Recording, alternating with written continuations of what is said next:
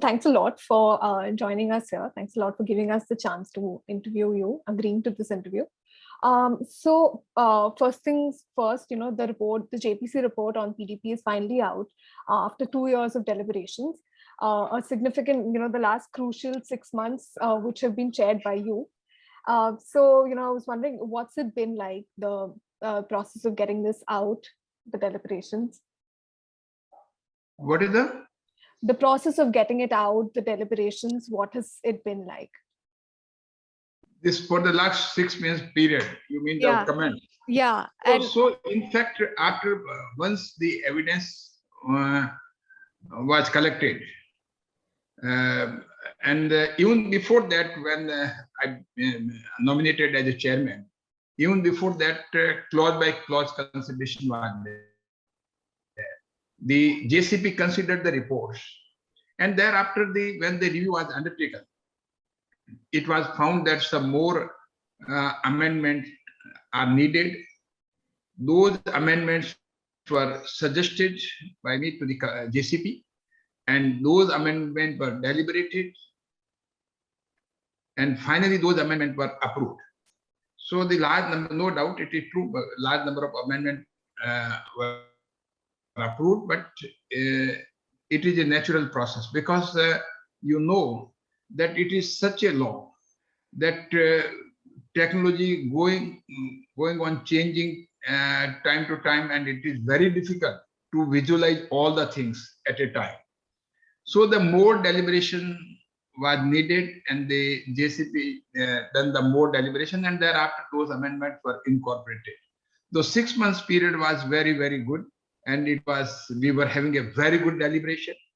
Every member's input was so great that I extend my thanks to all of the members who were participated in the deliberation, and their inputs were great. And this is the reason that the report, to my mind, is a good. Okay, so just getting into right now, we've in the last 6 months, we've seen a lot of talk around allegations on the government of using Pegasus on citizens, and in the light of that, why has the JPC report on PDP not done more to curtail surveillance, possibilities of surveillance by the government? So far, this Pegasus is nothing to do with this present report, and nothing to do with but question is only, I think you are talking about this clause 35 of the bill, and the recommendation of the JCP on that clause. 35. So clause 35 is with respect to not the surveillance. This is not a surveillance. This is a processing of the personal data. So processing of the personal data can be done by the government agencies, and that is for a particular purpose.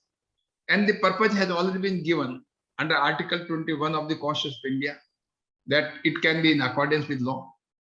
And the law is section 35, this clause 35 of the bill, which specifically provides that if the government is satisfied and it is expedient and the interest of the justice, then it may authorize any government agency to process the data, and those processing shall be in accordance with the rules framed by the government, and those rules shall be the proportionate, just, fair, reasonable, and the processing is only for a specific purpose.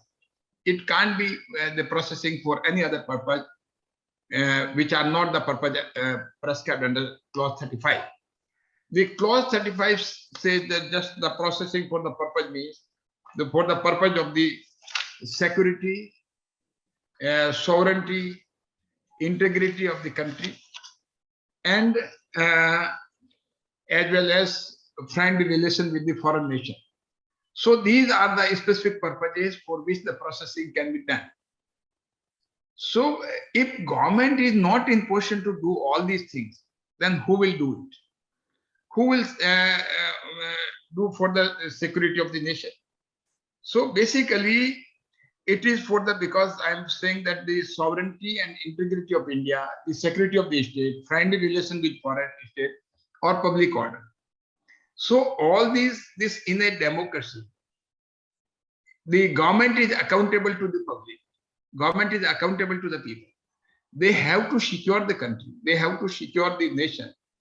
And in case the government considered it that the government is satisfied that it is necessary or expedient to process to authorize any agency of the government to process the data, then it for those specific purposes the data can be processed.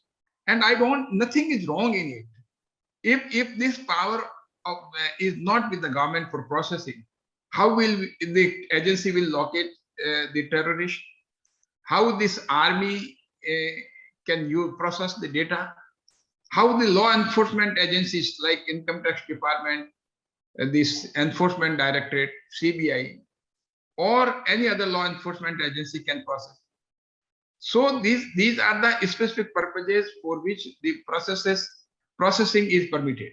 Simply because this enforcement agency they can't process the data. But they can process the data only for the purpose provided under the law, provided under the clause 35, provided under this bill. They can't process the data for the purpose other than which is not provided under this. Right. But with say no oversight, it can also lead to political motives for surveillance, misuse of the provision, etc. So under the fear of misuse, so the security of the nation, integrity and sovereignty of the nation can be jeopardized.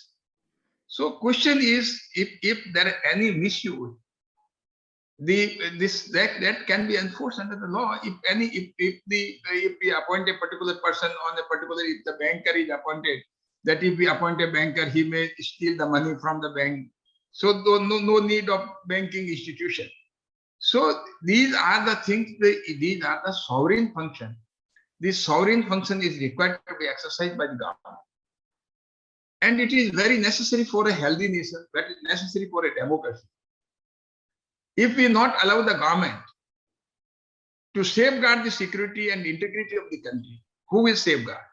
So in case of conflict between the individual privacy and the security of the nation, sovereignty of the nation, then that will have an overriding effect.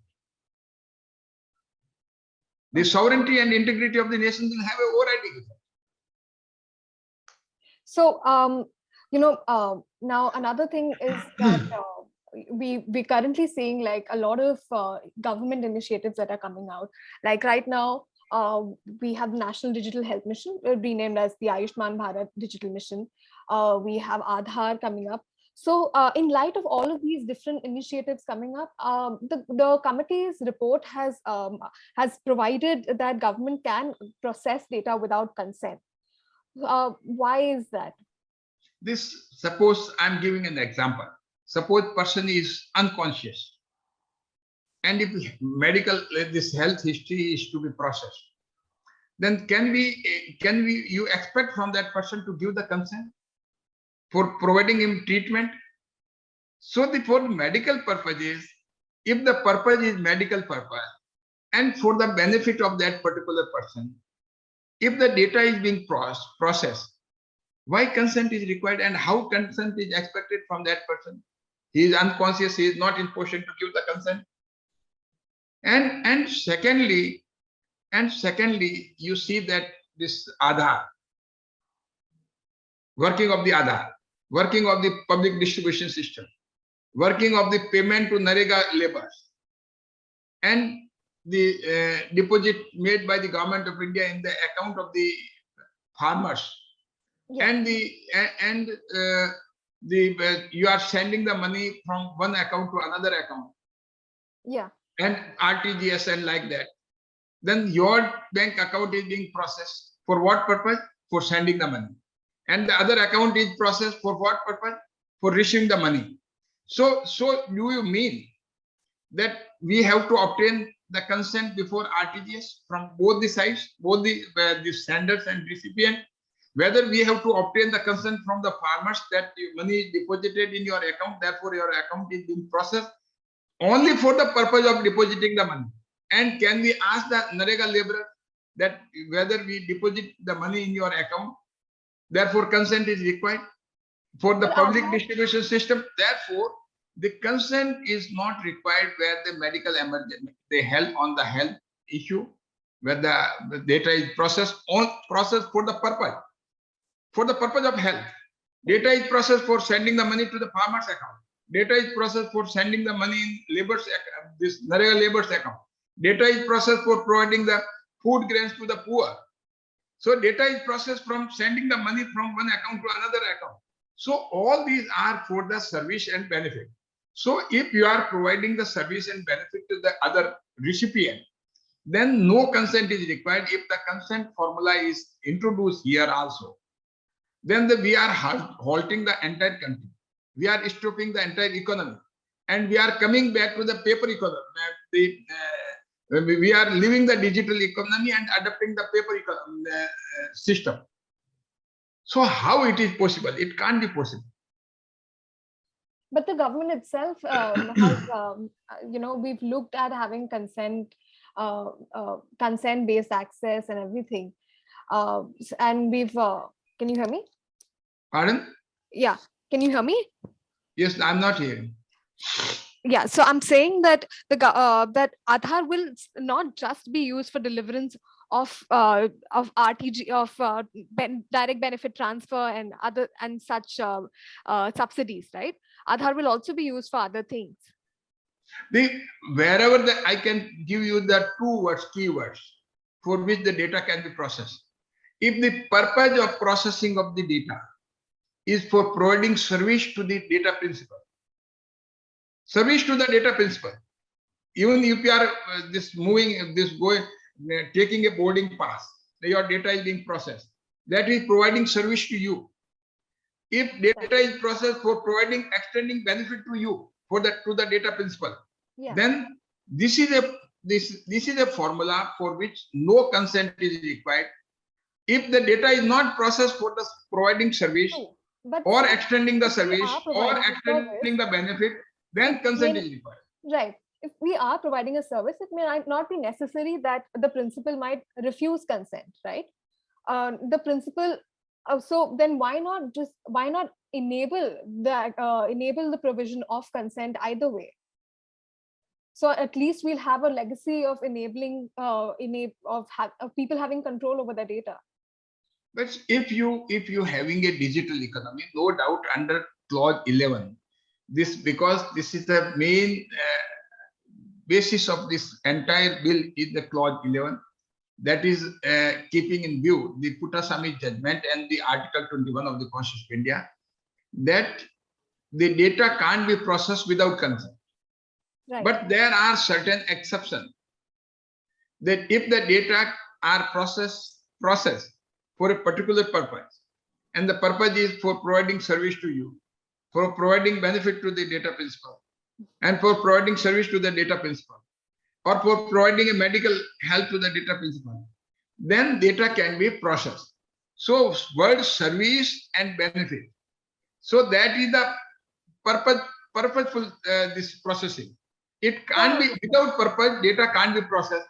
There is a purpose and purpose is given under clause 12, clause 13, clause 14, and clause 35, 36.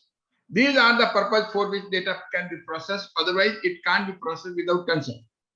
So where the purpose is specific, and for that, suppose if you want to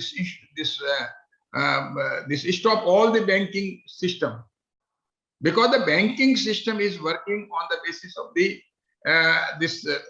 providing service to the data principal, and for providing a service to the data principal, if every transaction, because in 1 minute lakhs of transactions are taken place globally, so is it feasible in digital economy to obtain the consent where the service and benefit is being extended to the data principal? Not at all. So it can't be the purpose. Even under Article 21, if you see it. So Article 19, if for the sovereignty, integrity of the nation and all this, the fundamental right is not absolute under the Constitution of India. You can't say that the fundamental right is absolute and this fundamental right can't be reasonable restriction. These are the reasonable restrictions. Reasonable restriction can be imposed by the lawmaking authority. So the parliament has these reasonable restrictions. The parliament has introduced in these clauses, exemption clauses, and these are the reasonable restrictions. The data is not processed if the data is processed by the data fiduciary for their own purpose, for their own use, then without consent you can't do it. But data, so that's why for whom and for whose purpose. So that's why two words you have to keep in mind. That is the key of this bill. I can tell you. Three exemptions we can say. Number one is for the benefit for the data principle. Number two, benefit and service to the data principle. Number two, where the security, sovereignty, and integrity of the nation is there. Because in case of conflict between the privacy, fundamental right, and the security and sovereignty of the nation, then the nation's sovereignty and integrity will have a precedence and have a overriding effect on the right of privacy. If the nation is not there, then your privacy will not be there. Who will protect the privacy? So nation comes first and privacy comes later. So that's why under the Constitution of India, even under the fundamental right are not absolute. They are subject to the national security. You can't have absolute right. Therefore, this bill is perfectly in consonance with the mandate of the Constitution of India. And even apart from this, under clause 35, what is not there in Article 21, but it has been more than that has been provided, and more safeguard have been provided under clause 35. That government is required to frame the rules, and rules can't be arbitrary. Those rules should be reasonable, and because it is already provided that these rules should be reasonable, right, and proportionate, just. So after framing these rules, on the basis of those rules, the government can empower any government agency to process the data, and government agency can only process the data for the purpose which is provided under clause 35. They can't process the data for the purpose other than provided under clause 35. And the clause 35 says that for the national integrity and sovereignty and security of the nation, friendly relations with the foreign state, and public order. If the public order is not maintained, suppose the riots is there, so you want that we have to take the consent from all these people who are participating in riots. So therefore, the data is not required to be processed. So it is misnomer to say that these exemptions should not be given. If these are all these arguments are unfounded and baseless and misconstrued. So since we've spent a lot of time on this, I'm just going to quickly move to another question that I had. We've spent a lot of time on government access. I also wanted to ask, so right now under the JPC report, a structure for the DPA that's been suggested is central with the ability to hold property. So we might, and with the ability to have offices in different areas. So I was wondering, with considering the size of India, why the bill doesn't say take up having state level DPAs? This you want to because your question is not so precise. It is so vague. But what I could understand it, you mean that this creation of the state level DPA. That is your question. Yes, that's my question. Then it can be a state way. So state, for creating a state level DPA, it is not structurally proper for this bill, for this law, because it is a central legislation. And central legislation, when the central DPA is there, that DPA is dealing with not locally but globally. But in case of if the work is increased, then more DPA will provide it. The state level DPA, state level DPA can be there. you are talking about state level DPA. Yes. It can be even district level DPA. But who is DPA? Whether it is under the state government or the central government. It can only be under the central government. It can only be under this bill, under this act. So even the district, up to the district level DPA can be appointed. If the workload is more, then more power, the distribution of the work is required to be done.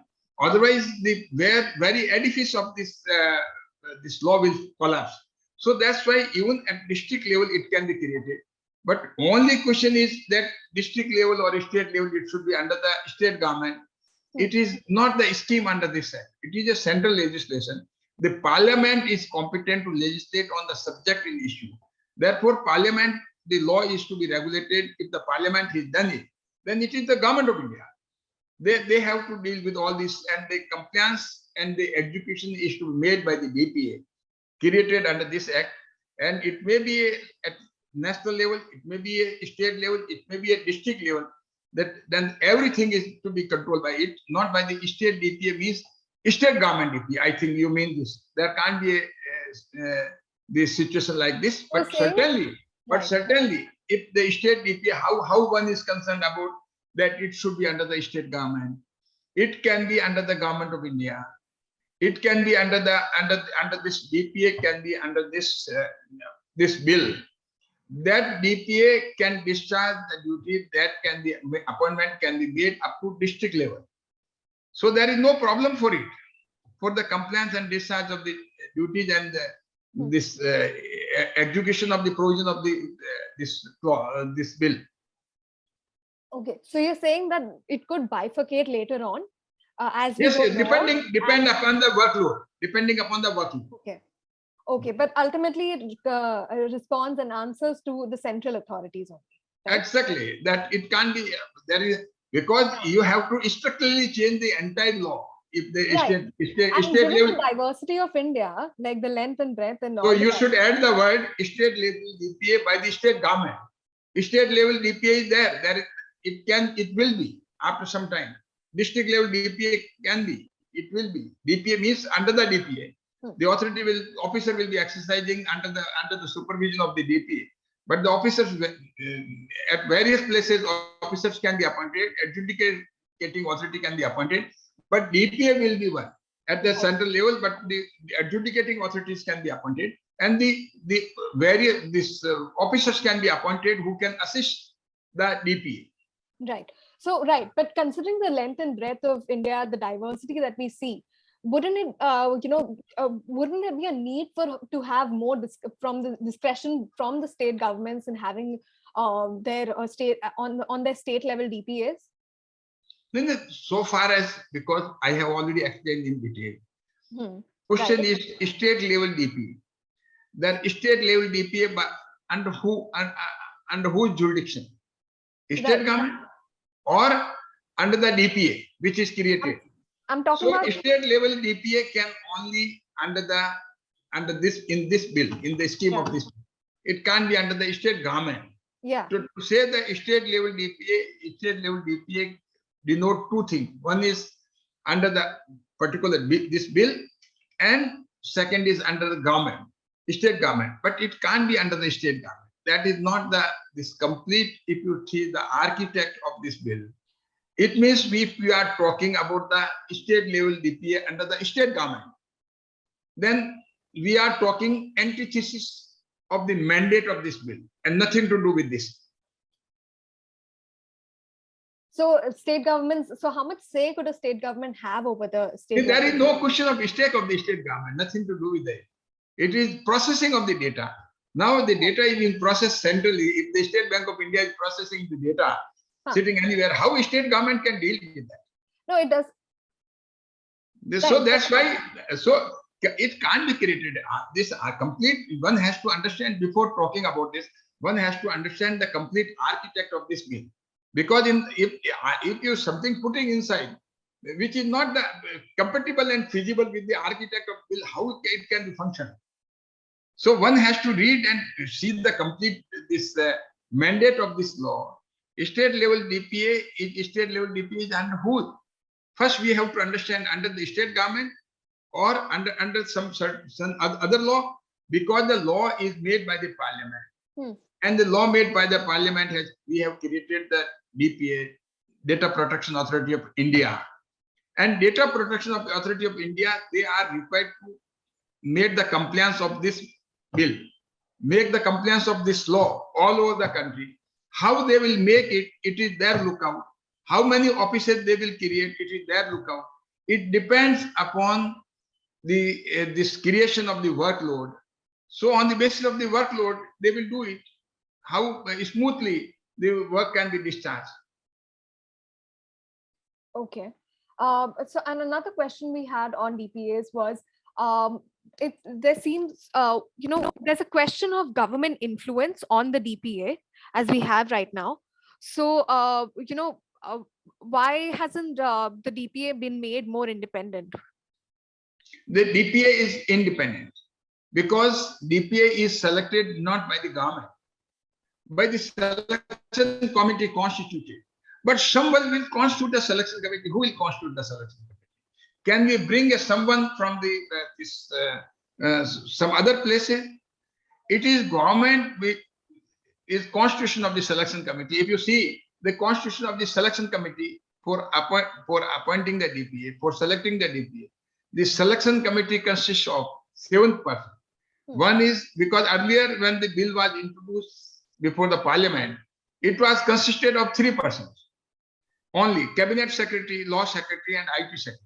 Now we have expanded the composition of this committee, and we have included some technical experts having that knowledge which we have prescribed under in the law itself, that these should be the qualification who can be nominated by the government as a technical expert on the committee. And Attorney General of India, no need to prescribe the qualification. Attorney General of India is a very, very independent authority, and thereafter the any director of the IIT, Indian Institute of Technology, to be nominated by the government, any director, and any director of the IIM, Indian Institute of Management, to be nominated by the government. These are the 7 persons, and 7 persons will be on the committee, selection committee. They will select the DPA. The DPA is consisting of the 7 persons, including the chairman and 6 other members. So the DPA will be selected by the selection committee.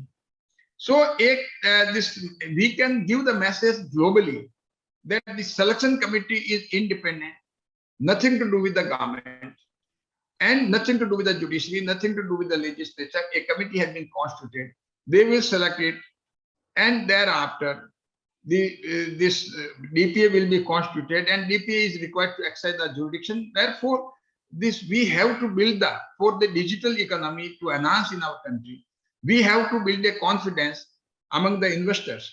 So, and apart from this, some of the companies, they will also like to keep their data here because they know this robust mechanism of the data protection law is available in India. Therefore, they shall be in position to keep the data here also. Right, but again, these members are nominated by the government. The DPA, there will be a lot of discretion that the government has over this. This you see in America.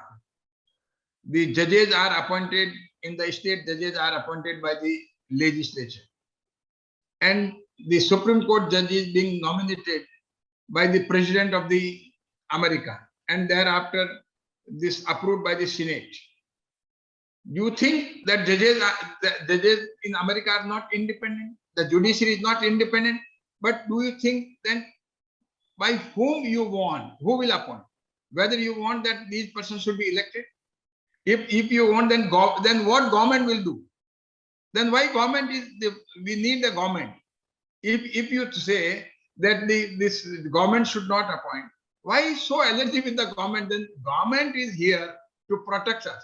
Government is here to maintain the sovereignty and integrity and security of the nation. Government is here to provide all these things, right from electricity, roads, and all these things.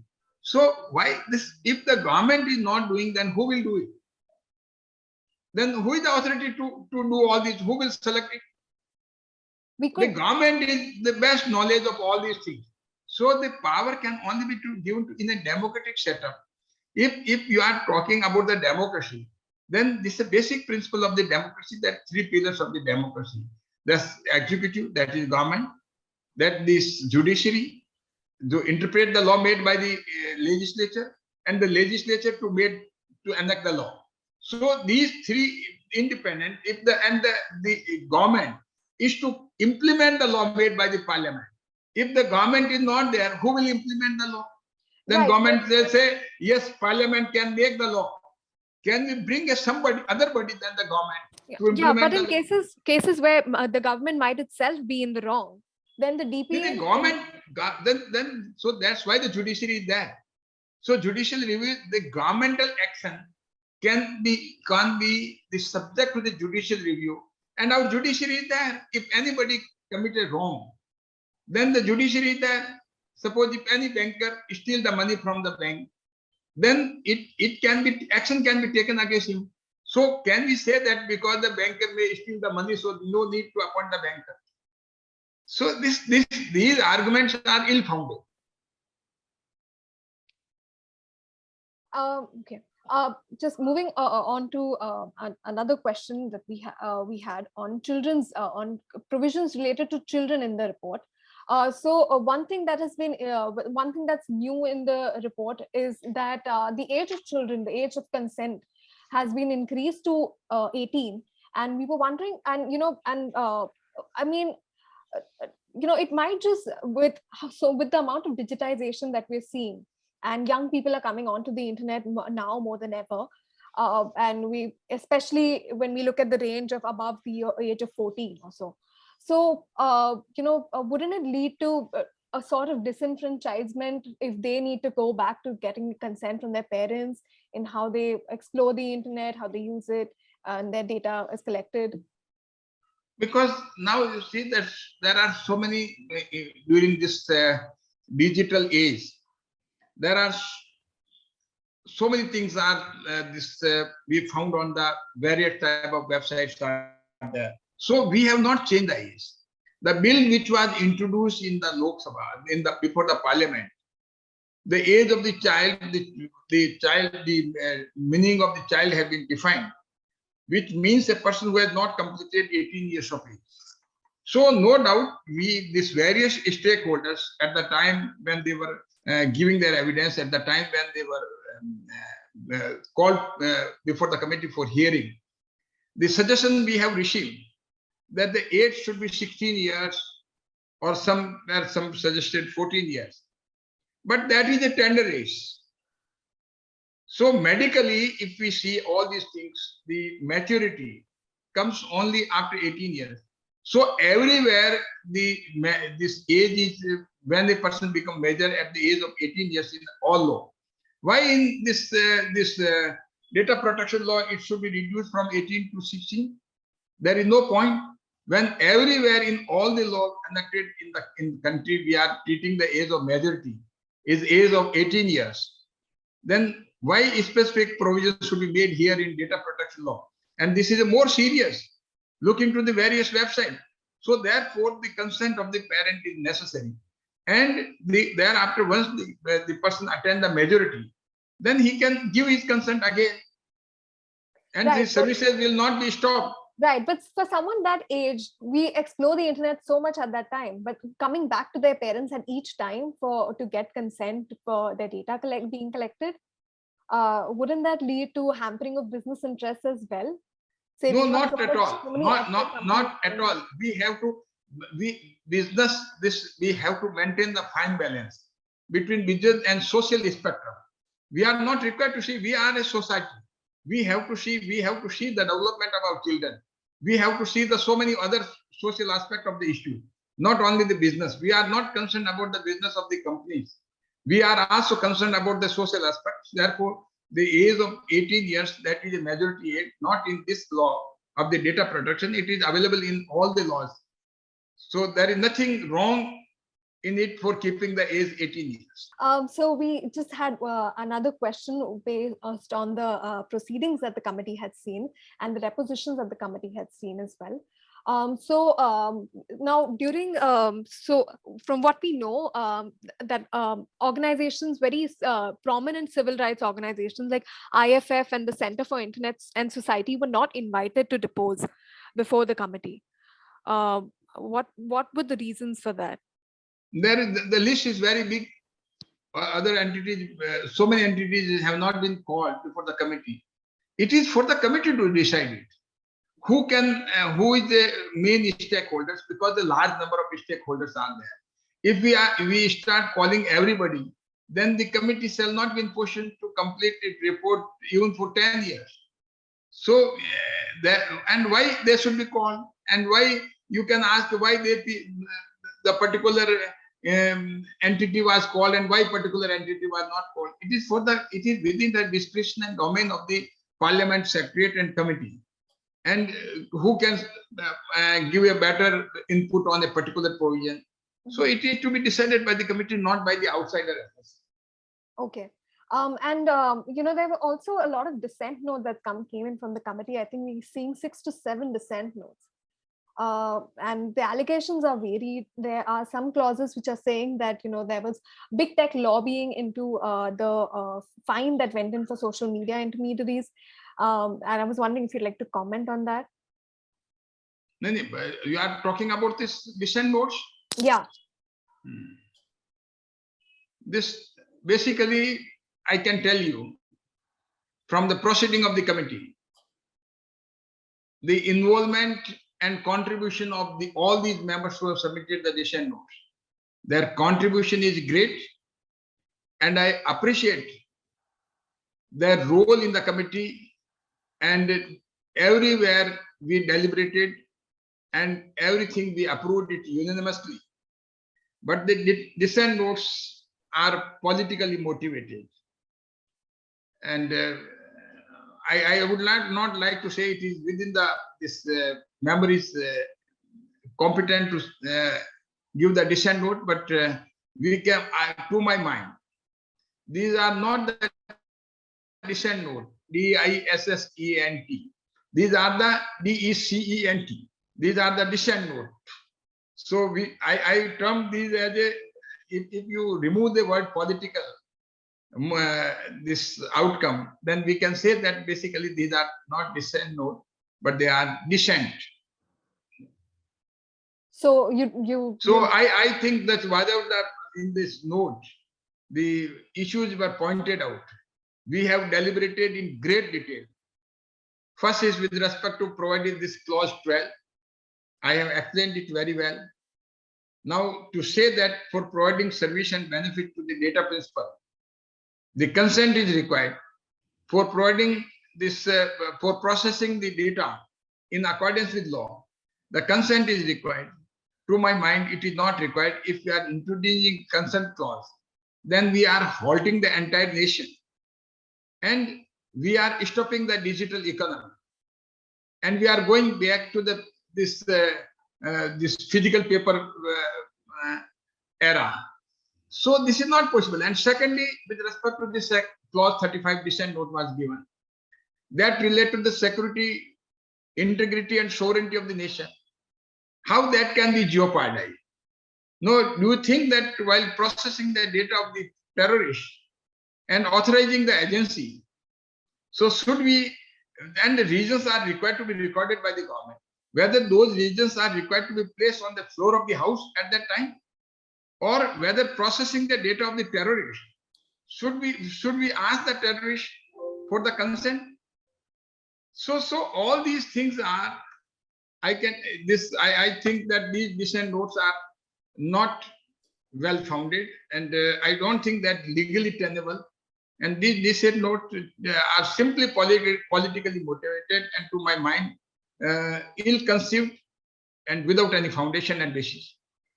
So, during in those dissent notes, there also, if there's one specific thing that, we would want you to comment on, is that there are allegations that there were big tech lobbying behind the social media penalties that have been incorporated in the committee's recommendations. And this penalty part is there. It is already there. So right. Penalty on social media, this basic, it is not on social media. It is on, one should not on intermediaries, right? Sorry, on all basically confused confused with the every time when we are talking about social media. If a social media is a platform, it is a significant data fiduciary, processing huge number of data. Then social media is a data fiduciary, and once it's a data fiduciary and processing the data of the data principal, then it comes within the ambit of this law.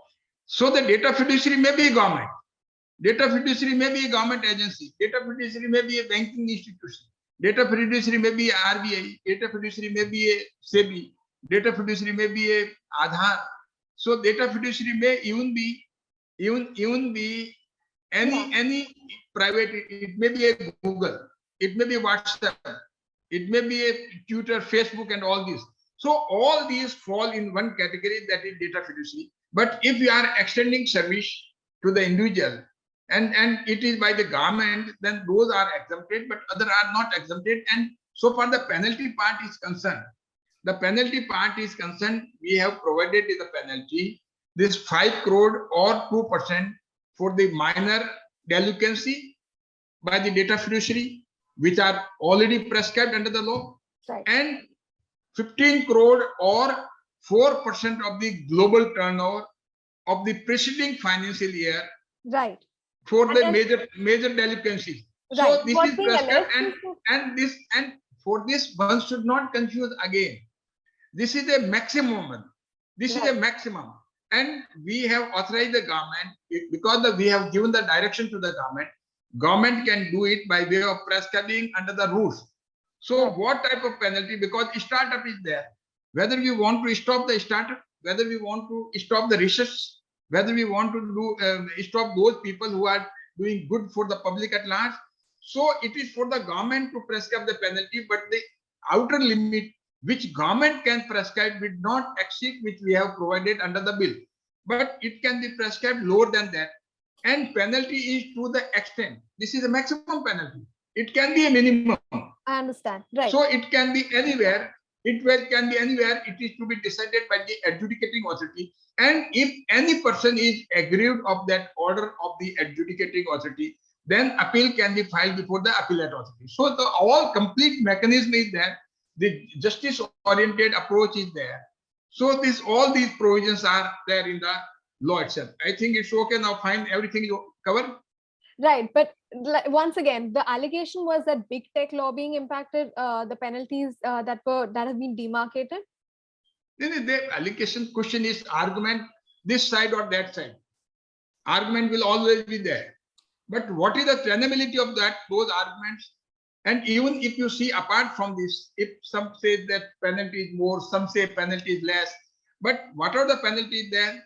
The penalty and compensation which is much than the GDPR. This General Data Protection Regulation, which is applicable in the Europe, that law is more stringent than our law. But no doubt, certain provisions are our stringent, very, very stringent. But I can't say that. I am not saying that our law is not stringent. It is there, but our law is fine balance between this right to privacy and the national security. At the same time, digital economy and the right to privacy. So fine balance has been maintained with respect to all the provisions. There is, to my mind, there is no infirmity and there is no quarrel on those points, and it should not be. Okay. All right. Thanks a lot for. Okay. Thank you very much. Thank you very much.